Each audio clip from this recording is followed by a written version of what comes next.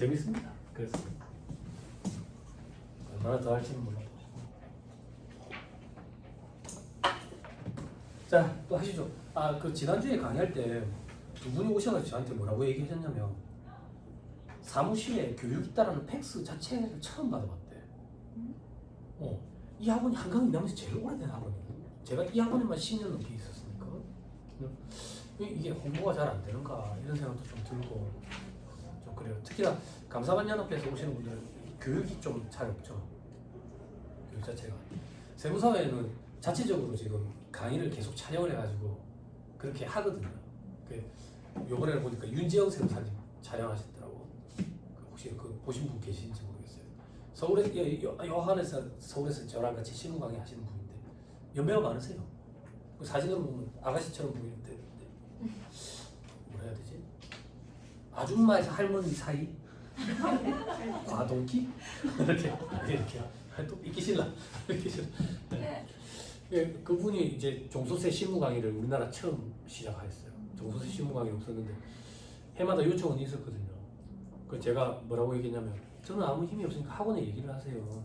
연말정산 강의를 하면 자꾸 사업소득과 관련된 거, 금융소득 종합과세 이거 그런 걸 좀 많이 물어봐요. 그리고 추계 관련된 거. 그랬는데 그분이 책을 쓰셔가지고 종소세 실무 강의를 시작했죠. 전국적으로 반응이 좋았어요. 저도 같이 하러 댕기고. 그랬다가 제가 몸이 한번 고장이 나가지고 주중에. 이번에는 보니까 조특법 관련된 실무 강의를 촬영하셔가지고 올리신 것 같더라고요. 그리고 뭐 유튜브 자꾸 그러는데 유튜브에 강의 촬영하자마자 바로 올리거든요. 근데 화질 뭐 어쩌고 소리 이런 거 하는데 저는 제가 찍은 화면을 절대 보지 않아요. 되게 민망해요. 집에 가면 저희 애가 막 놀려요. 아빠 나 또 봤다. 안녕하세요 장병호입니다. 아빠 나 또 봤다 막 이런다고 놀린다고. 이게 보지 않는데 유튜브에 올라가 있는 강의는 대학의 학부생들, 대학원생들 그리고 고시생들 상대 강의.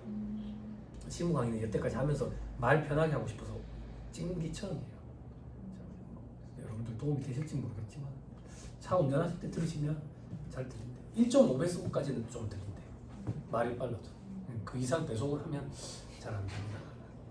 혹시 알아요? 제가 또 진짜 쇼미더머니에 세법 랩을 하고 예전에 탑밴드인가 거기 보면은 과학 선생님이 나와가지고 과학 공식을 가지고 노래를 만들었다고. 세법 조문을 가지고 랩을 하는 거지. 기본공제 대상자 150만 뭐 어쩌고 저쩌고.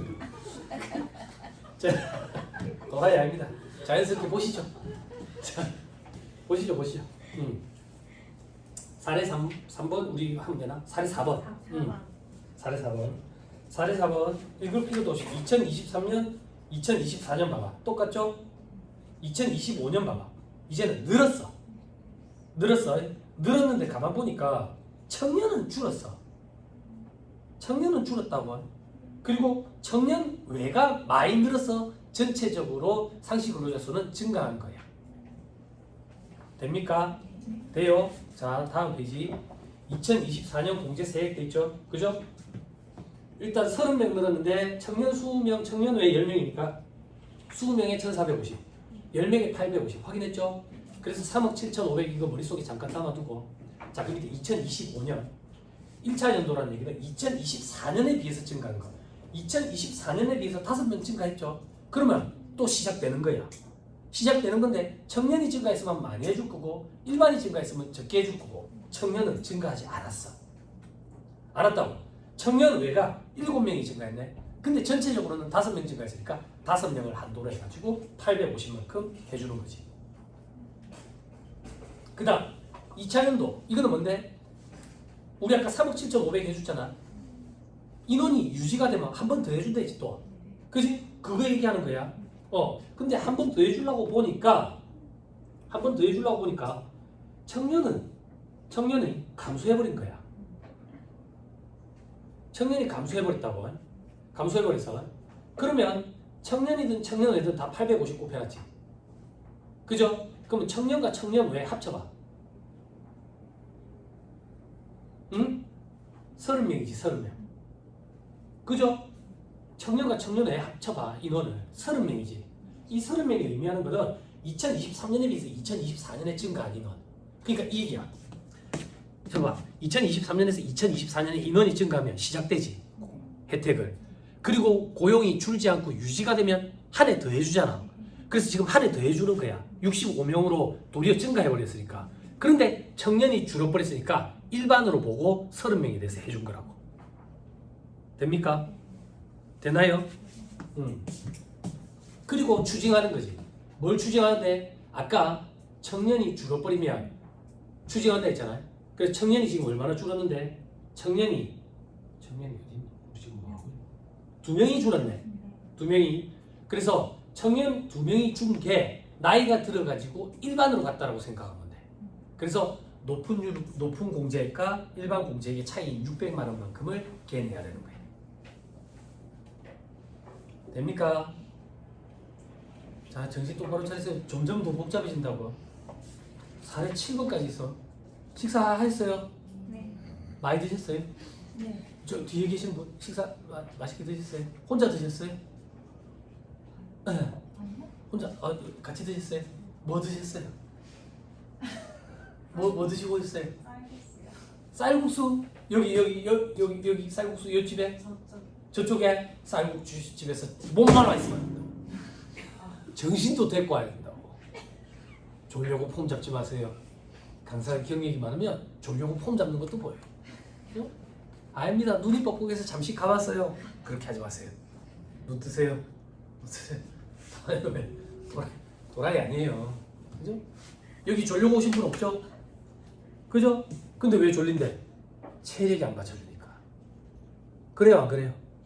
아니, 여기 돈 내고 졸려고 오신 분 계세요? 없죠? 제가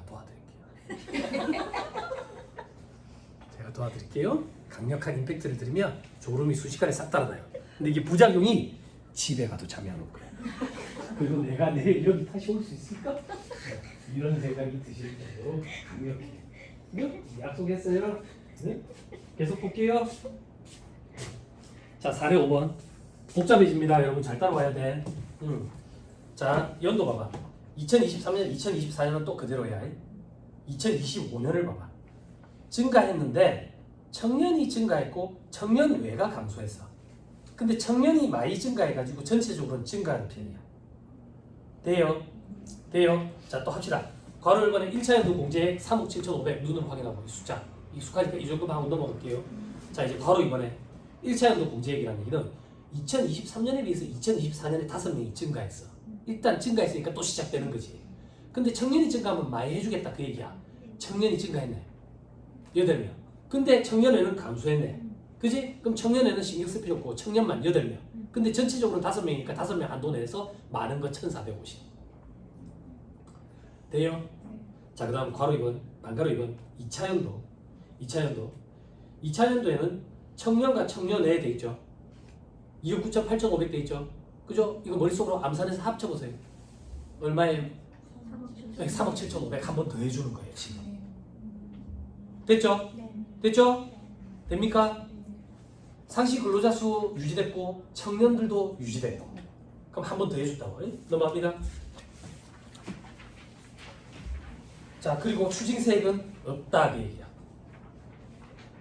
되나요? 그럼 추징세액이 있는 경우는 전체 상시 근로자 수가 줄어든 경우, 혹은 늘어났더라도 청년 등이 줄어든 경우. 그지? 보이죠 이렇게?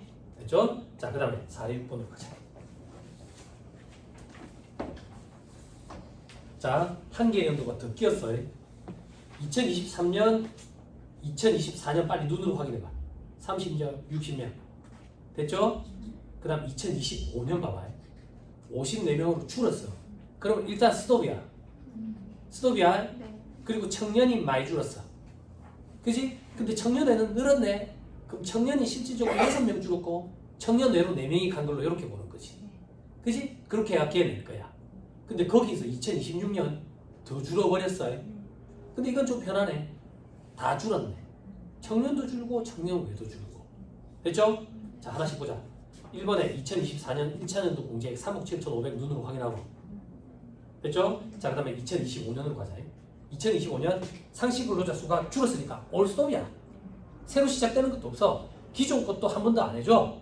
그죠? 그럼 우리는 이제 걔 낼 것만 생각하면 돼. 그죠? 그럼 2025년에 보니까 6명이 줄었어. 6명이 줄었는데 청년은 10명이 줄었거든. 10명 준 거 중에 6명만 준 걸로 보고 나머지 4명은 일반에 가서 붙었다고 보는 거지. 그럼 6명에 대해서는 산식의 추징세액의 오른쪽을 봐. 6명에 대해서 1450 깨내고 나머지 4명은 일반으로 바뀐 거니까 1450과 850의 차이 600만 원 깨내고 되죠? 되죠? 자, 그 다음 더 간다. 2026년 자, 줄었지. 줄으니까 올수도에다가 또 해주는 게 이런 것도 없어. 그죠? 그런데 어떻게 줄었는데 청년이 5 줄었고 청년 외가 2명 줄었어. 됐어요? 됐나요? 그럼 밑에 괄호 이번에 보니까 2026년도 추징세 15명에서 13명 그래가지고 600만 원 추징하고 13명에 대해서는 1450. 근데 1억 1100은 2024년에 추징한 거니까 이걸 차감하고 뭔 소리인지 모르겠죠? 프로그램에서 알아서 계산해 주거든. 스트레스 받지 말고 저는 이렇게 설명드릴게요. 이렇게 청년이 몇 명 줄었어? 5명. 청년 외는 몇 명 줄었어? 2명. 그냥 이렇게 하면 돼.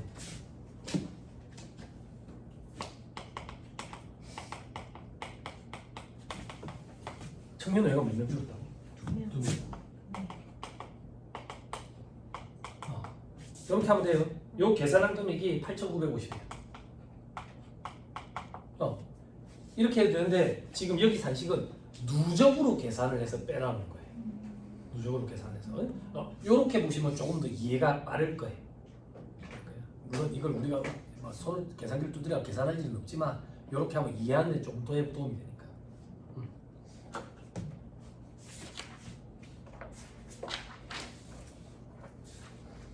제가 여러분들한테 거짓말을 해버렸네. 죄송하네. 사례가 9개가 있네. 더 좋지. 사례 7번으로 갑니다. 버티세요. 동생들 버티세요. 동생들 버티세요. 이거 다 끝나고 나면 앞에 가가지고 뭐 법인세란 무엇인가 이런 거 할 거예요. 그때 좀 쉬운데요. 지금 좀 하고. 자, 2023년 30명, 2024년 60명. 요까지 빨리 확인했어요? 확인했어요? 그래서 밑에 1번에 1차 연도 공제액의 3억 7,500. 확인했어요? 자, 위로 이제 올라갑시다. 2025년에 70명으로 증가했어요. 증가했고 청년도 증가했어요. 청년 외도 증가했어요. 그죠? 그럼 기존 거 한 번 더 해주고 또 시작되겠지. 기존 거 한 번 더 해주는 것부터 보자. 이번에 괄호 2번 3억 7,500 돈 확인하고 이게 기존 거 한 번 더 해주는 거. 됐어요? 됐죠? 자, 그리고 1차 연도 공제액이라는 거 봐봐. 청년이 5명 늘었죠? 1,450. 청년 외가 5명 늘었죠? 850. 그래서 1억 1,500. 됐어요? 됐나요? 네. 됐죠? 자, 그 다음 위로 올라가서 숫자 봅시다. 2026년이야. 늘었어. 늘었어. 청년이 줄어버렸네. 청년이 줄었는데 청년 외가 확 늘어서 전체적으로 는 것처럼 보이네. 됐죠? 일단 2명이 늘었으니까 새로 시작되는 것부터 해보자. 2명이 늘었어. 근데 청년애가 15명이 늘었어. 2명을 한도로 해야지. 그지? 850. 그래서 1700이라는 숫자 확인했어요? 자, 이제 바로 이번에 2차 연도 공제액이라는 거 봐봐. 2차 연도 공제액. 우리가 지금 청년이 줄어버렸잖아. 청년이 줄었으니까 전체로 보는 거야. 지금 청년 5명, 청년에 5명 돼 있죠. 그죠? 합치면 몇 명이에요? 10명이죠. 이 10명이 2024년에서 2025년에 증가한 10명이에요. 이 10명에 대해서 청년으로 보지 않고 청년 외로 봐가지고 해주겠다 그 얘기예요.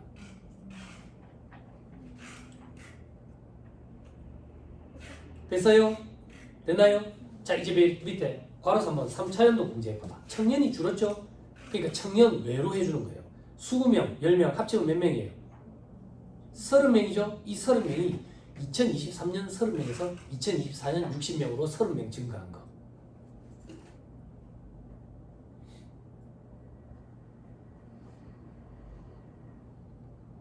됐나요? 됐어요? 그리고 괄호 4번에 2024년 공제액 추진돼 있죠? 그죠? 2024년 공제액이라는 얘기는 30명에서 60명이 돼가지고 공제받았던 거거든? 요거에 대해서 지금 추징한다고 2026년에 뭘 추징하는데 60명에서 72명으로 증가했는데 청년이 8명이나 줄어버렸다고. 그죠? 그죠? 청년 8명 줄어버린 거에 대해서 추징을 한다 그 얘기야. 됐나요? 됐어요? 됐어요? 안 됐어요? 그죠? 그래서 이 추징되는 거 요거에 대해서 40명에서 32명 이래가지고 600만 원 이외에 이렇게 있죠. 그죠? 그래요 안 그래요? 그 밑에 2025년에 공제액 추징 한번 봐봐. 2025년에 공제액 추징은 2025년이라는 얘기는 60명에서 70명 돼가지고 우리 공제 더 받은 거지. 청년 5명, 청년의 5명에 대해서. 그죠? 요거에 대해서 청년이 지금 13명이나 줄어버렸지. 그죠?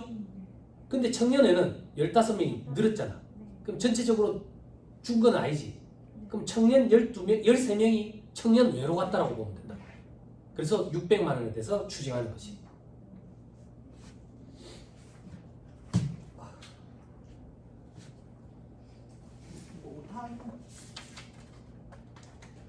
어디 오타가 있어? 3,4년도 공제 3억 7,500이 가야 되는데 합치면 2억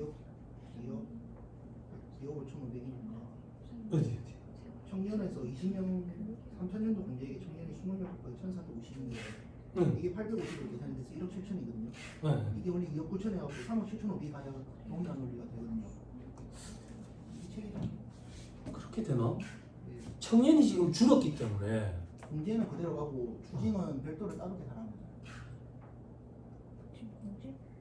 추징액이 지금 9,600이 잡혀있네. 4,800이 아니라 그 4,800 차이네. 그죠? 여러분들 괄호 3번에 3차연도 공제액을 3억 7,500으로 한번 바꿔보세요.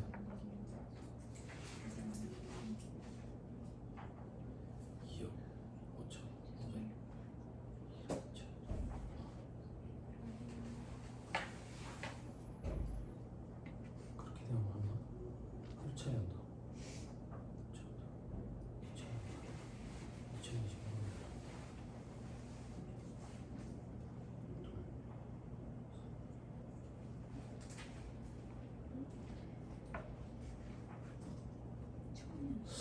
아닌데 3억 7,500이 되면 안 되는데 청년 20명, 청년에 10명으로 계산해가지고 일반으로 계산하면 맞는데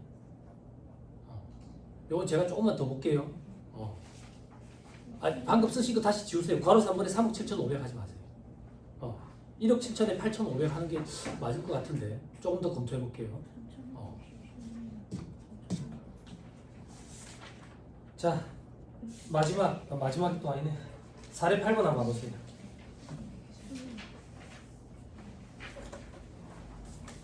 사례 8번 보시면 청년이 생일이 지나가지고 청년 외로 분류된대. 그렇지만 처음 공제세 계산할 때 청년이었으면 계속 적용을 해주는 거지. 그거 보자 그 얘기예요. 자, 제조업을 영위하는 중소기업 주식회사 텍스에듀 어쩌고 저쩌고 2023년 4월에는 입사 당시 청년이었대. 근데 2024년 4월에 청년 외로 분류된 거야. 그래서 2023년에 보니까 청년으로 4월에 입사해가지고 청년에 한 명씩 있어. 한 명씩. 그리고 2024년에는 3월까지만 청년에 있고 4월부터는 청년 외에 들어가 있어. 여기까지 됩니까? 되나요? 요걸 가지고 12로 나눴더니 밑에 계산이 돼 있어요.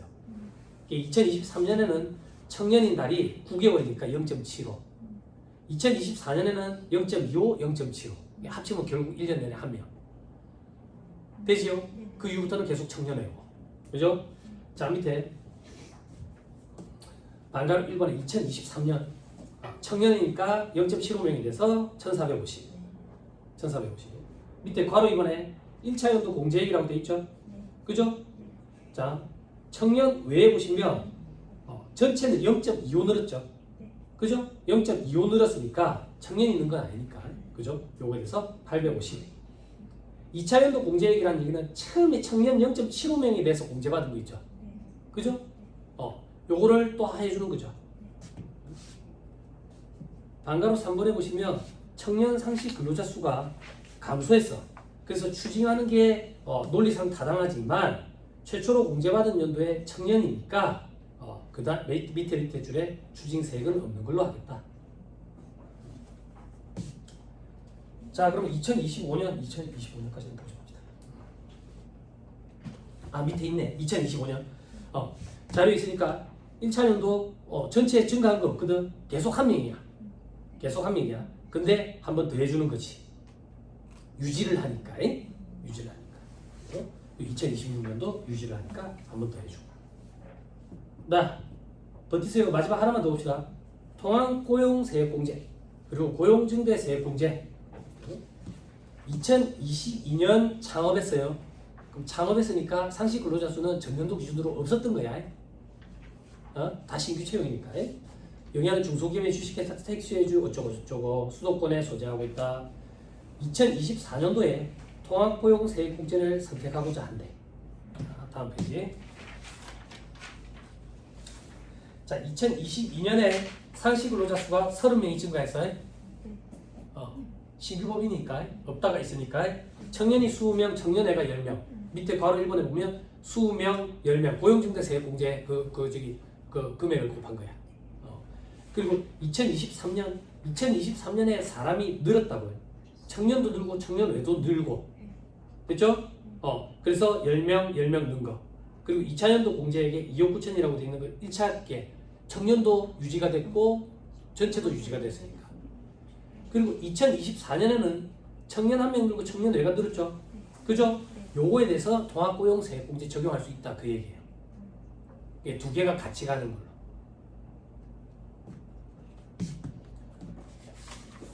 됐나요? 됐어요? 자, 그리고 뭘 좀 볼 거냐면 창업 중소기업 세액감면 한번 가보세요.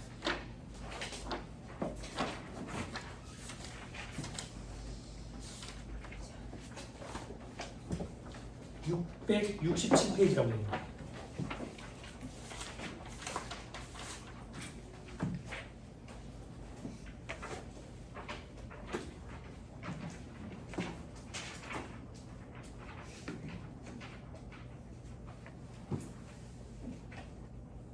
자, 간략히만 일단 볼게요.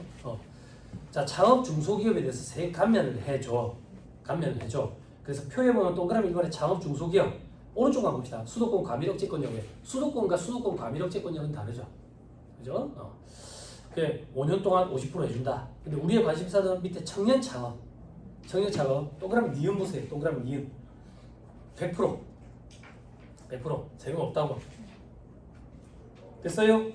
그리고 또 들어온 게 뭐 있는데 동그라미 7번에 영세 창업 중소기업. 영세 창업 중소기업은 5년간 또 100%.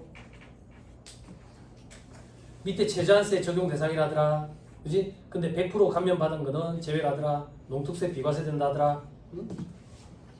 강력한 거야. 청년 창업이. 자, 다음 페이지. 감면 대상 및 감면율 돼 있죠. 그죠? 자, 창업 중소기업 요거 좀 읽을 거예요.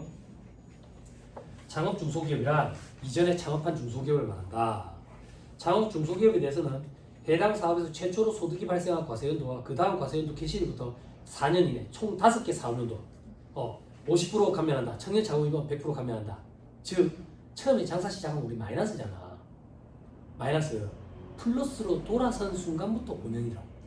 그러니까 굉장히 혜택이 큰 거야. 됐어요? 됐나요? 그러면 뭐가 플러스여야 되냐 이거야. 세법상 소득이 플러스로 바뀌어야 된다. 세법상 소득이 뭘 얘기하는 거냐? 각 사업연도 소득 금액이 플러스로 바뀌 시점부터 5년 적용하는 거야. 각 사업연도 소득 금액 플러스. 됐어요? 근데 만약에 뭐 처음 창업해가지고 뭐 플러스로 돌아서기가 첫 해부터 플러스 나기가 쉽지는 않지만 그러면 이제 플러스로 돌아섰을 때부터 이 규정을 적용을 해주는데 계속 마이너스라고. 계속 마이너스. 그러면 하나, 둘, 셋, 네 번째 줄에 사업 개시로부터 5년이 되는 날에 속하는 과세연도까지 계속 마이너스면 5년이 되는 날에 속하는 과세연도를 최초 소득이 발생한 과세연도로 해가지고 5년 적용하는 거예요. 무한정 기다려주는 건 아니다 그 얘기지. 됐죠? 밑에 나오네. 올해 책은 해당 사업연도에서 최초로 소득이 발생한 과세연도 소득이란 그 다음 줄 끝에 각 사람의 소득 금액을 의미한다.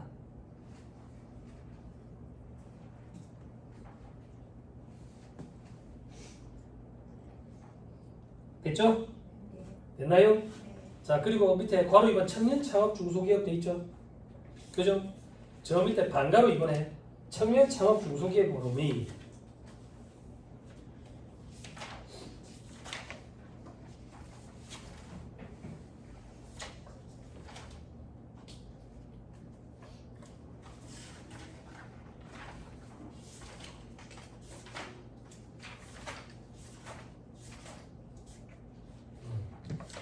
청년 창업 중소기업이란 대표자가 다음 구분에 따른 요건을 충족하는 기업을 말한다 되죠.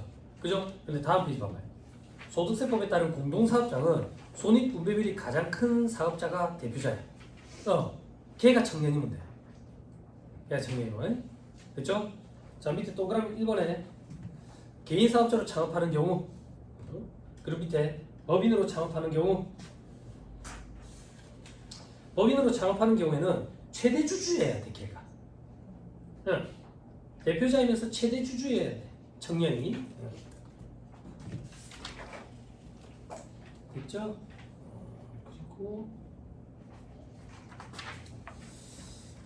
그리고 없는데 말로 조금만 조실게요.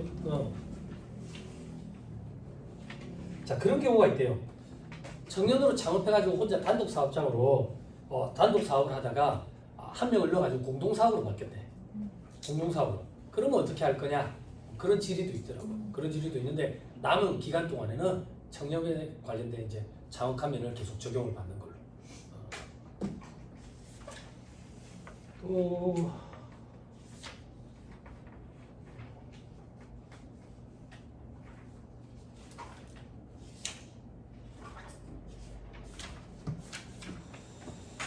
어떤 얘기를 좀 할까?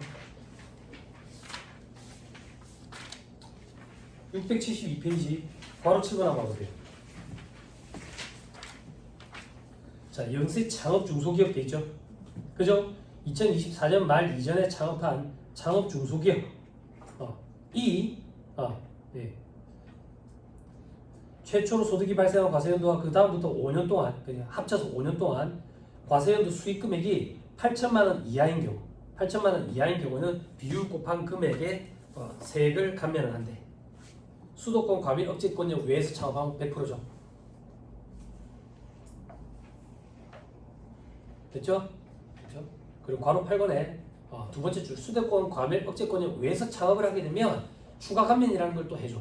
어떻게? 첫 번째 줄에 업종별 최소 고용 인원 이상이면 어떻게? 밑에 산식에 따른 금액을 추가로 해준다고. 추가로. 근데 이미 100%를 적용받고 있으면 이런 건 따로 적용을 안 해줘. 그게 표 바로 위에 다만 수익 금액에 따른 100%에 상당하는 세액을 감면받는 과세연도에는 이런 걸 안 한다고. 당연히 뭐 100%인데 추가로 안 하지. 자, 그 밑에 감면 요건에 창업 요건이 돼 있죠. 창업 요건. 창업 요건에 창업이라 함은 중소기업을 새로이 설립하는 것을 말한대. 그러면 새로이 설립한다는 거, 그 기준이 어떻게 되냐 이거야. 어떻게? 법인의 경우는 법인 설립 등기.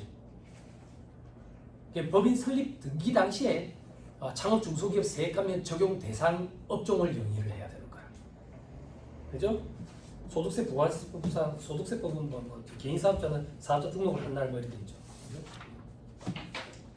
자, 문제는 반가로 이번에 창업으로 보지 않는다. 창업으로 보지 않는 건 자, 동그라미 2번. 거주자가 하는 사업을 법인으로 전환해서 새로운 법인을 설립해. 법인 전환 계속 가는 걸로 봐요. 창업으로 보지 않아요. 창업으로 보지 않는다고요. 동그라미 3번. 폐업 후 사업을 다시 개시해서 폐업 전 사업과 같은 종류의 사업을 한대. 같은 종류 사업.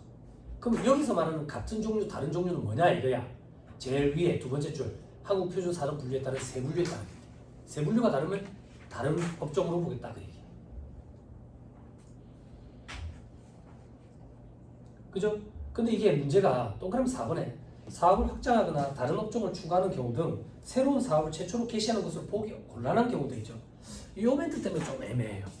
그러니까 업종의 동질성이 유지된다라고 보이면 창업으로 보지 않겠다는 얘기예요. 작업을 보지 않겠다. 그런데 개인 사업자로 하던 사람이 법인을 하나 새로 운영을 한다. 이거는 또 별개예요. 관계가 다르다고 생각을 하는 것 같아. 그리고 다음 페이지 참고 삼아 수도권 과매력제권역은 뭐 이런 걸 얘기한다. 바로 3번에 업종 요건 보세요.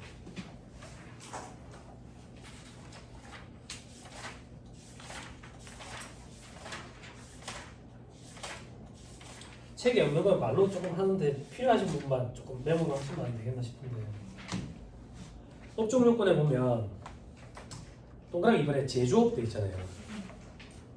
제조업, 그죠? 제조업에는 제조업과 유사한 사업으로서 자기가 직접 제품을 제조하지 아니하고 제조업체에 의뢰해서 제조하는 사업으로서 그 사업이 다음과 같은 요건을 충족하면 제조업으로 본다 돼 있죠. 이 요건이 동그라미 기억해 보면 내가 직접 기획을 해야 되고, 그리고 동그라미 니네 내 명의로 제조를 해야 되고, 동그라미 디귿에 내 책임하에 이걸 판매를 해야 돼. 이런 거 그냥 제조업으로 봐버려. 내가 제조 생산 라인이 없더라도 이런 걸 의제 제조업이라고 표현하죠. 의제 제조업.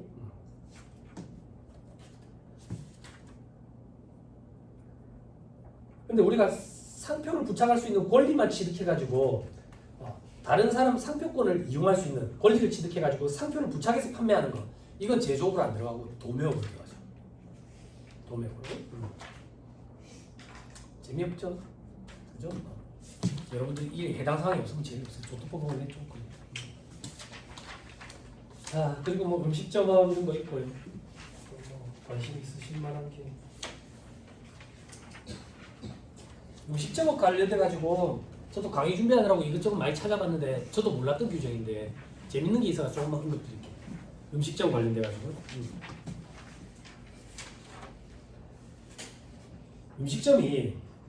음식점이 접객 시설을 갖추고 있고 즉시 소비 가능한 음식을 조리해서 제공하면 음식점업으로 들어가더라. 음식점업으로.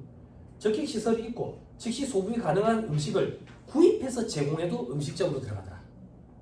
접객 시설이 없고 고객이 주문한 음식을 직접 조리해가지고 배달만 한대. 그것도 음식점으로 들어가더라. 음식점. 근데 접객 시설이 없고 즉시 소비할 수 있는 음식을 구입해서 판매하더래. 이건 음식점이 아니래. 도소매로 들어간대. 요게 편의점이라고. 편의점. 이 편의점에 보면 즉시 우리 조리할 수 있는 그 식품들 있잖아. 그걸 편의점은 사서 판매하잖아. 여기는 도소매로 들어간대. 또 어떤 게 있느냐? 요런 거 보니까 골치가 아프구나 싶었는데, 한국표준산업분류표상 음식점업은 코드가 561로 시작해. 561로 시작해가지고 한식, 외국식, 뭐 구내식당, 출장 이동 음식점, 기타 간이 음식점 이렇게 세 분류가 되더라고요. 세 분류가 되는데 주점, 비알콜 음식점 이거는 562로 시작하기 때문에 이거는 음식점업에 해당이 안 돼서 창업 중소기업 세감회를 못 받을 거예요. 근데 여기에 커피 전문점이 있어. 커피 전문점. 커피점은 56221 이렇게 되네. 그죠? 561로 시작하는 음식점만 창업 중소기업 세감회 돼서 이래. 근데 이거는 견해 차이가 조금 있나 봐. 인터넷에 보니까 견해 차이가. 근데 우리는 돈을 받고 일해, 여러분들 조직 오너 마인드에 따라서 다르지만 저는 되게 보수적인 스타일. 처음부터 돈을 안 주는 게 낫지 돈을 줬다가 뺏어가면 기분 나쁘니까. 그래서 그렇게 하는 스타일. 또 어떤 게 재밌을 만하나?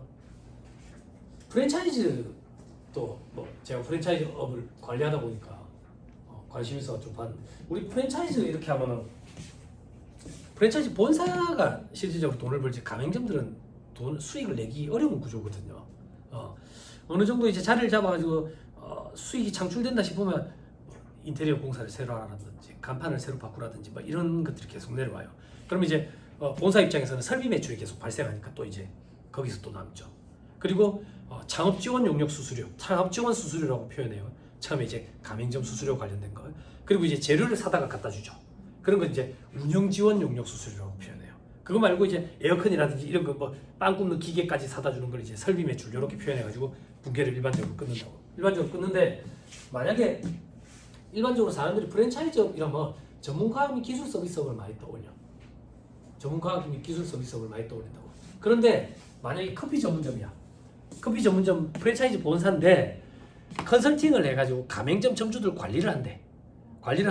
그래가지고 운영하는 수익이 몇 프로씩 받는데 그러면 전문가학 및 기술 서비스업이 맞아. 그런데 그런 프랜차이즈 본사는 극히 좀 드물다고. 그러면 대부분 프랜차이즈 본사는 만약에 커피를 예를 들면 커피 원두를 사다가 로스팅한 제품을 제공을 해. 커피 원두를 사다가 로스팅한 제품을 제공을 하는 프랜차이즈 본사는 제조업으로 들어가. 그러면 성실신고 확인 대상 수익 금액 기준이 좀 달라지지. 전문 기술 서비스는 5억이면 금방 넘어가 버린다고. 가맹점 하나 저기 오픈하는데 보통 1억에서 적으면 9천에서 1억 한 1, 2천 사이라고. 그러면 한 해에 뭐 몇 개 해버리면 끝이라고. 그리고 로스팅한 커피를 판매하는 사람이니까 그거 매출도 있고 수익 금액도 있거든. 환산을 쳐버리면 5억 기준으로 팍 넘어가 버린다고. 그럴 때는 실질적으로 어떤 걸 제공하는지를 따져봐가지고 제조업으로 사업자 등록을 해준다든지 이렇게 하면은 조금 더 낫겠지. 그죠? 로스팅하지 않고 그냥 제공하면 도매업으로 또. 그래서 실질적으로 프랜차이즈 본사는 제조나 도매가 많대. 우리가 처음에 프랜차이즈 이라면 전문가학 및 기술 서비스 따지잖아. 근데 그렇게 따져놓으면 금방 성실돼버려. 사업주들이 성실되면 엄청 불안해한다고. 요즘에 매체가 잘 돼 있어가지고 겁을 엄청 먹는다고. 근데 안심을 시켜주는 게 중요해. 성실이 안 됐는데 갑자기 성실이 돼. 사업주들은 어떤 생각을 하냐면 당장 세금 폭탄이 터진다. 근데 성실이고 해봐서 알잖아. 세금 폭탄이 터져? 안 터지지. 가령 예를 들면 동생들 소득세법 얘기해서 좀 그런데 저는 왔다 갔다 하니까 우리 소득세법 강의는 이 책이 저자가 소득세 종소세 실무 서적 써가지고 올해 종소세 실무 강의할 때는 요 저자가 쓴 책으로 했는데 강의했는데 책 괜찮더라고요. 자, 아무 관계 없어요. 서울에서 안녕하세요, 저 강의 많이 하는 사람입니다 인사하시더라고. 아 그래요? 저는 부산에서 올라온 듣보잡입니다. 아니 부산에서 올라가면 좋아하시는 분들이 잘 없어. 거기도 강사들이 있는데 뭐 부산에서 뭐 그래서 팍 쪼그라져 있는다고. 쪼그라져 있는데 제가 무슨 얘기하려고 했냐면 이분이랑 제가 아무 관계도 없는데 책이 괜찮더라고. 저는 개인적으로 종소세 실무 강의를 한다면 처음 종소세 실무 강의할 때 종합소득이 어떤 거다, 퇴직소득이 어떤 거다, 양도소득이 어떤 거다. 아니 장부를 할 건지 말 건지 그것도 따져봐야 돼. 그게 나는 종소세 실무 강의 시작이라고 생각해. 이 책의 저자가 쓴 종소세 실무 책이 그렇게 시작이 돼 있더라고.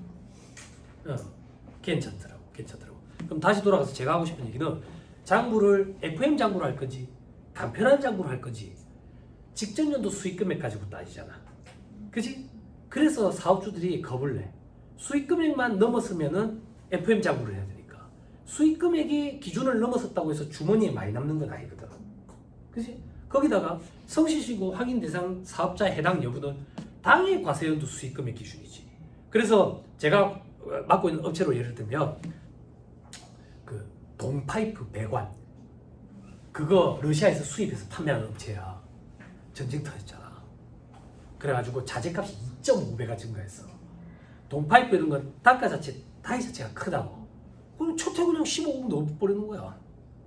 근데 마진율, 영업이익률 1% 2%야. 그럼 1% 2%면 남는 게 있어요 없어요? 그럼 남는 게 없으면 세금이 있어요 없어요? 없잖아요. 남는 게 없으면 세금도 없잖아요. 근데 사업주들은 이제 일단 수익금액 기준으로 따지니까 겁을 팍 낸다고. 그래 걱정하지 말라고. 그래서 제가 이거 관리하는 데가 당장 두 번째 연도에 팍 그렇게 됐다고. 근데 첫째 연도에 마이너스 많이 났거든. 첫째 연도에 어떻게 플러스로 돌아서? 그런 장사가 어디 있어?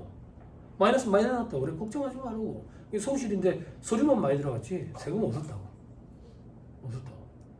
성실이 되는 순간부터 뭐 법인 전환을 해야 되나? 뭐 어떻게 해야 되나? 막 이런다고. 저는 법인 전환을 추천하지 않아요. 네, 법인 전환을 추천하지 않아요. 물론 이제 수수료 뭐 이런 것도 있겠지만 이게 사업이 꾸준히 잘 되면 좋겠지만 그런 사업이 뭐가 있을까? 삼성전자도 들쭉날쭉하는 판에. 그죠? 저는 개인들이 규모가 좀 커져가지고 세부담이 걱정될 어느 정도 수준이 도달하면 법인을 하나 신규 설립하라 해요. 그러면 융통성을 발휘하기가 좀 괜찮아요. 그리고 다음 연도에 갑자기 수익금이 또 빠질 수도 있거든. 그럼 또 하나를 어떻게 정리한다든지. 저는 그런 식으로 조금 좀 뭐라 해야 되지? 권유하는 편이에요. 근데 그렇게 하면 또 사업주들 중에서는 오해하는 사업주들이 있어요. 그러면 이제 맡긴 업체가 여러 개니까 수수료. 그래서 당장 법인을 신규 설립하자마자 개인 사업자 실적을 아예 안 내버려 만들지 않아요. 이쪽은 다 물어버려요. 좀 안타깝죠. 어찌하겠어요? 잘 몰라서 그래요. 법인 전환이 나쁘다는 얘기는 아닙니다. 나쁘다는 얘기는 아닌데 현업에서 이제 일을 해보셔서 아시죠? 부동산 임대업자들 세금 많이 내죠. 한 해 1억 이상씩 세금 내는 사람들도 있죠. 1억이 옆집에 이름도 아니야. 안 그래? 그럼 여러분들이 그런 생각한다고, 와, 이런 사람들은 법인으로 전환하는 게 세금이 훨씬 더 적겠는데? 근데 그분들 법인 전환 안 하죠. 그죠? 왜? 돈 마음대로 쓰는 게 훨씬 더 크니까. 안 그래요? 돈 마음대로 쓰는 게 훨씬 더 크니까. 그래서 그런 걸 잘 설명을 해봐야 돼요. 상의를 잘 해봐야 돼요. 그래서 저는 두 가지로 가는 걸 좀 추천을 하죠. 두 가지로 가가지고 성실히 안 되도록 조금 조정을. 내년에 또 장사가 어떻게 될지 또 모르니까. 근데 이제 그러다가 이제 성실시고 확인 대상 사업자가 되는 순간 이제 대부분이 이제 법인으로 넘어가려 합니다. 까다롭게 쳐다볼 것 같으면 뭐 세금이라도 적게 내지 이래야 법인으로 넘어가는데, 법인으로 넘어간다고 과연 세금이 적냐고. 법인세 내야지. 돈 어떻게 갖고 가야 되는데? 근로소득으로 갖고 가야 될 거 아니야. 그럼 또 근로소득세 내야지. 안 그래? 그런 것도 생각해 봐야지. 응? 근데 그런 게 내기 싫으니까 어떻게 갖고 가? 가지급금으로 갖고 가지. 가지급금. 그 가지급금이 정리가 안 되는 거야. 가지급금. 근데 사업주들은 그런 생각한다고 가지급금이 뭐 크게 문제가 돼. 회사마다 가지급금 다 있는데 가지급금은 다 있는 게 맞아요. 회계상 가지급금과 세법상 가지급금의 개념은 좀 달라요. 예를 하나 들게요. 아침에 사장님이 출근했어요. 경리 담당자한테 그래요. 야, 그 금고 와가지고 20만 원 갖고 와라. 20만 원. 예? 사장님 그 20만 원 어디 쓰시게요? 내가 니한테 그런 것까지 얘기해야 되나? 갖고 오라면 갖고 오지. 그러면 이제 갖다 주시. 그럼 봐봐. 돈이 나갔잖아. 분개를 끊어야 되는데 내역을 모르겠어. 그럴 때 가지급금 이렇게 하는 거지. 근데 사장님이 점심을 잘못 먹고 들어와가지고 희희낙낙거리네. 그럼 살짝 가가지고 사장님 아침에 그 20만 원 어디 갖다 쓰셨어요? 그렇죠. 경조사비 줬다. 그럼 가지급금을 지우개로 깨끗이 지우고 접대비, 기업 업무 추진비 이렇게 바꾸는 거지. 회계상 가지급금은 임시 계정이기 때문에 기말 결산 작업할 때 실질 명목 계정, 실질 계정이 뭔지 그걸로 고쳐놔야 돼. 근데 세법상으로 가지급금은 매년 간다고. 매년 간다고. 장사를 하는데 가지급금이 어떻게 없을 수가 있겠어. 그죠? 이런 것도 가지급금의 하나거든. 기업체를 운영하다 보면 실질적으로 증빙을 갖추지 못하는 그런 경비들이 발생할 때도 있어. 그리고 드러내고 싶지 않을 때도 있고. 그지? 그게 이제 가지급금이죠. 그걸 안 갚아두면 대표이사 횡령 뭐 이렇게 얘기하잖아. 그지? 그래서 저기 뉴스 기사나 이런 데 보면 대표이사들 잡혀가잖아. 대표이사들이 잡혀가는 이유는 회계 참고의 책임이 경영자한테 있어서 그래. 근데 자기들도 억울하다고. 왜? 그 돈 저걸 주머니에 넣은 게 아니야. 기업체 운영하면서 그런 일이 비일비재해. 비일비재. 그죠? 그럼 조금만 더 가지급금 얘기가 나왔으니까 해마다 그런 사람들 있다고. 세무사에 가지급금 어떻게 정리해야 돼요? 어떻게 정리해야 돼요? 잘 봐. 개인 사업자로 치킨집을 운영을 해. 개인 사업자로. 동생들 잘 봐요. 오늘 내가 치킨을 팔았어. 그리고 경비 쓴 거 있어. 그래서 순수하게 내 주머니에 남은 거 소득 이렇게 얘기하지. 10만 원이 남았어. 10만 원. 집에 가는 길에 오랜만에 친구를 만났어. 갈까? 10만 원치 털어넣었다고. 아무 문제 없어. 술 털어넣었다고. 아무 문제 없어. 근데 내가 이 치킨집을 법인 사업자로 운영해. 내가 이 법인 사업자의 대표이사야.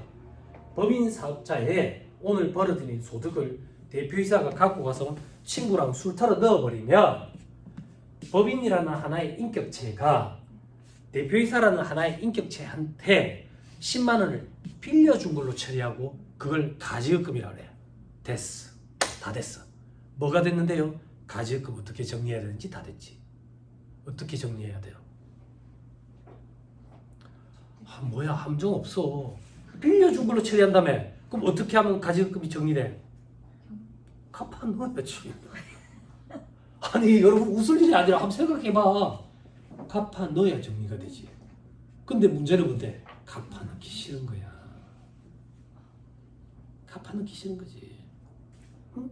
그러면 급여를 연초에 좀 늘리면 되잖아. 급여를 좀 늘려가지고 실질적으로 받아가지 않더라도 그걸 가지급이나 좀 퉁쳐가지고 수년에 걸쳐가 정리하면 되잖아. 싫다고. 4대 보험 많이 나오거든. 4대 보험. 그럼 어떤 방법이 있는데 퇴직금으로 몰빵해서 받아가면 되지. 싫다고. 퇴직해야 되거든.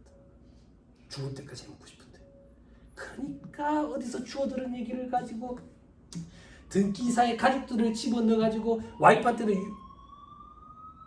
와이프가 죽은 거 아니죠? 그죠?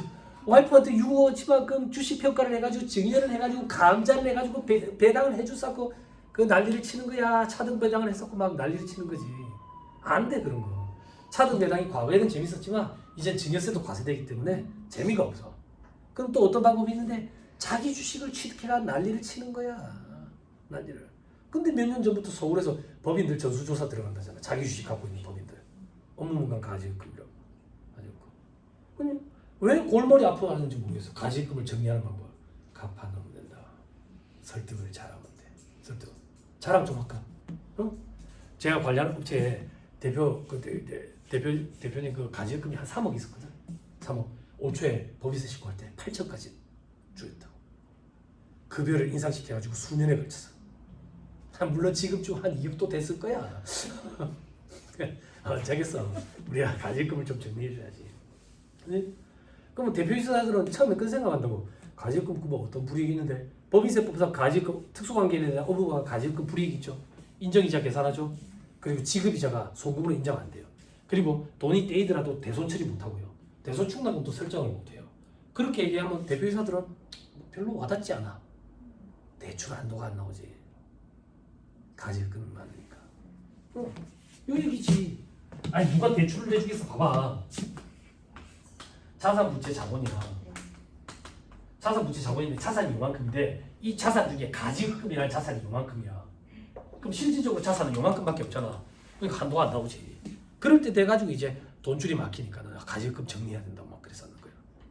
근데 가지급이 한순간에 그렇게 정리하려면 갚아 넣어야 된다. 갚아야 된다. 근데 갚아 넣을 돈이 없지. 그럼 5년에서 10년 잡고 길게 잡고 서서히 갚아 넣어가야지.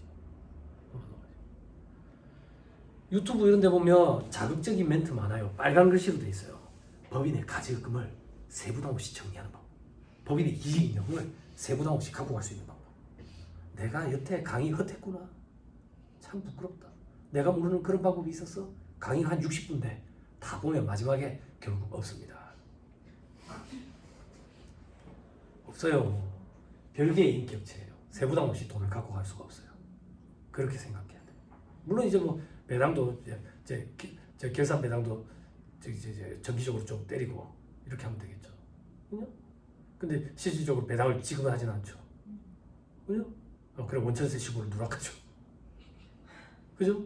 저희 사무실에 그런 일이 있었거든요. 사무실에 실질적으로 지급은 안 하고 가지금 그냥 퉁치니까 원천세 시골 누락한 거야. 근데 이제 세상이 달라졌더만. 세무공무원 연락 왔는데 엄청 친절하대. 세무공무원 연락이 와가지고 지금 명세서는 쏘실 거죠? 이러더라고. 아이고 감사합니다. 그렇게 알려줘서 감사합니다. 야 이거 야 원전세 누락됐단다.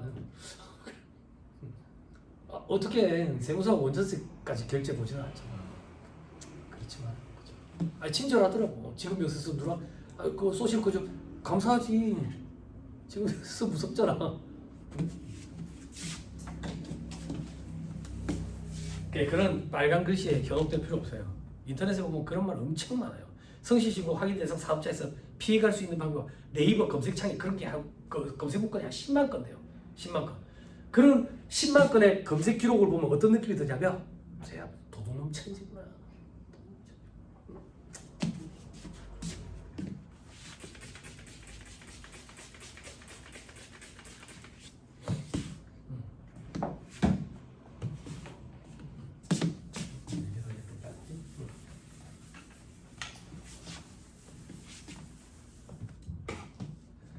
조금만 더 얘기 드릴게요.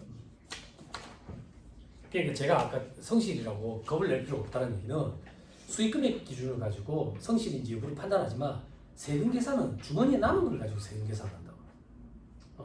그러니까 사업주들이 너무 과도한 걱정을 하시는 분들이 계셔.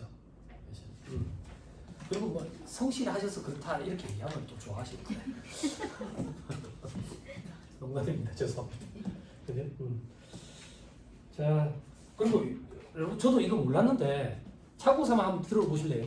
저도 이거 보고 이제 야 이렇구나 싶었는데 노무사업 있잖아. 노무사업은 전문 과학 및 기술 서비스업에 해당이 돼서 창업 감면이 가능한데 감정평가 사업은 부동산 업으로 들어가가지고 창업 감면이 안 된다네. 그렇더라고. 사자는 무조건 전문 과학 및 기술 서비스업이라고 생각했는데 아니더라고. 공인중개 사업도 부동산 업으로 들어가기 때문에 창업 감면 안 돼. 관세 사업은 되고 그리고 경영 지도 사업도 되더만. 경영 컨설팅 업으로 들어가더라고. 그러니까 뭐 해당 사항이 있으신 분은 그때 조금 꼼꼼하게 보시면 안 되나 싶은데. 아니 저도 몰랐던 건데 재밌길래 좀 소개 차원에서 말씀을 드려봤어요. 그리고 하나만 더 얘기할게요, 여러분.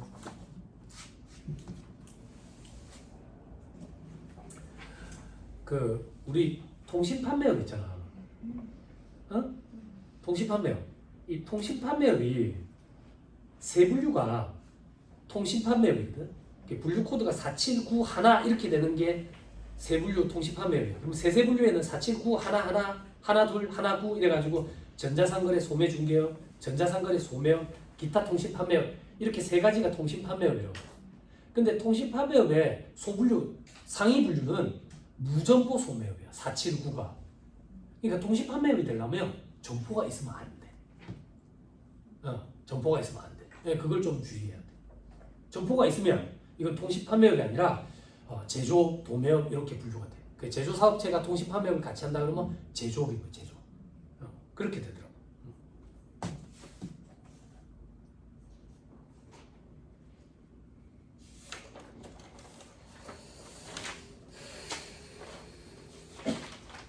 그리고 또 뭐 있지?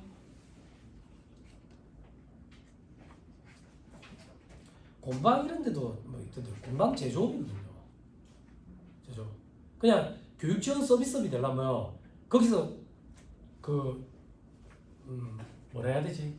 그거 있잖아. 그거 저기 박나래 때문에 난리 났던 거. 속고 방향제. 한참 우리 그런 거 유행했잖아. 직장에서 희망퇴직으로 떨린다고 하면 이제 먹고 살 길이 묘연하니까 그런 거 오픈하는 거야. 창업을 하는 거야. 그러면 창업과 관련돼가지고 막 부품 구매 일이 있다고. 제가 소기업 소상공인 시장진흥공단 부산이랑 대전지역본부의 심사위원이야. 그럼 거기 이제 창업을 준비하는 사람들 한 36개 팀 이제 PPT 발표하고 내가 그 심사를 본다고. 그러면 그 공방하려는 사람 되게 많아. 그럼 내가 볼 때는 굶어 죽어. 속고 방향제 안 써 사람들이. 사람들이 안 썼다고. 그 방향제도 보면 해롭고 속고도 해로우니까 해로운 걸 합쳐놨잖아. 그래서 장사가 안 될 것 같아. 그러면 사람들이 다들 하는 소리가 이거다. 원데이 클래스. 저희 집 맞은편에 되게 유명한 세라믹 공예 작가님이 사시거든. 그 공예 작가님이 엄청 유명하신 분인데 그것도 원데이 클래스 사람이 안 와. 근데 무슨 속고 방향제를 만드는데. 근데 만약에 원데이 클래스를 하는데 재료를 다 갖고 와서 내가 만드는 방법만 가르쳐줘. 그러면 교육 지원 서비스업인데 그 재료를 내가 제공하고 돈을 받아. 그러면 이 제조업으로 들어간다고. 그렇게 달라지더라고. 근데 그런 데가 보면 대부분 다 간이가세 적용받고 싶어가지고 제조업을 안 하려네. 그런 데가 있더라고. 자,